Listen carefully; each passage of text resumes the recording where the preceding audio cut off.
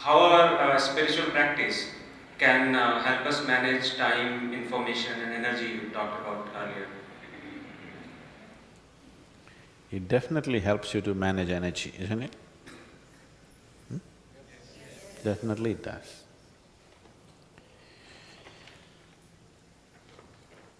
Information,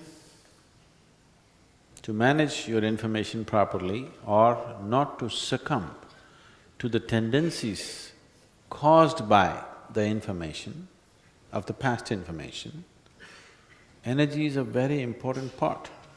The old rut has formed. If you want to get out of it, you need some energy. If you don't have enough power, you can't get out of it. It will take you in the same rut. So if you generate sufficient energy, you can also handle the tendencies caused by the old information. The karma can be broken only if you have the needed energy. So these two things, it definitely serves. Above all, once your energies are in a certain way, what somebody does in 24 hours, you may do it in 6 hours. Or what you do in 24 hours, somebody may do it in 3 days, which is a fact for us. So all three things are being managed in a certain way. But specifically about time, if we want to have a grasp of time, then we would need a sadhana which is of a different nature. If you want to have mastery over time, there's a completely different kind of sadhana. This gives you some, but mainly it's focused towards handling the karmic information and the energy. If one wants to have mastery over time, it needs a different approach. If you have to go that way, either you must have an enormous understanding of various aspects of life, it'll become extremely scientific, or you must be simply willing to listen. If you have either one of these qualities, it's possible.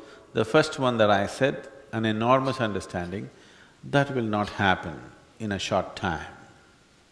That cannot happen in a short time. It takes a lot.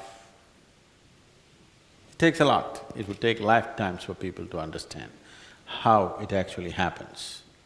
What is time? I know science has some explanations for time. It's fine, they've taken a few steps, but it's nowhere near the ultimate reality of what is time.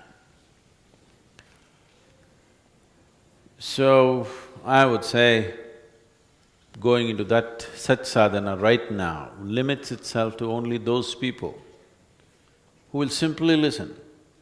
If I tell them, jump into your well, they will jump. Not an open well, tube well. Yes. If I say, jump into your tube well, they will squeeze themselves and go into the tube well. If they are like that, we can do kala-related sadhana. You have heard of Kirtimukha? Every temple is adorned with the image of Kirtimukha. When Shiva said simply, you eat yourself up. He said, I'm hungry.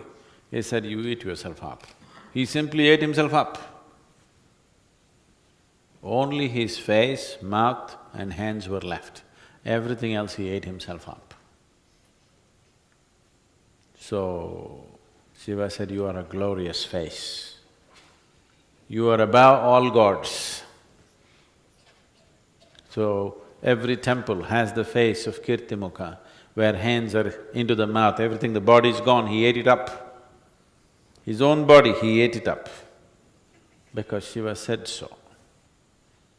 No reason, no sense, but simply ate it up. So he rose above all gods. What is being said is that he rose above time and space and everything.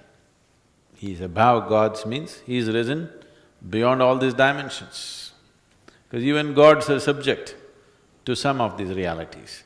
He is above all that.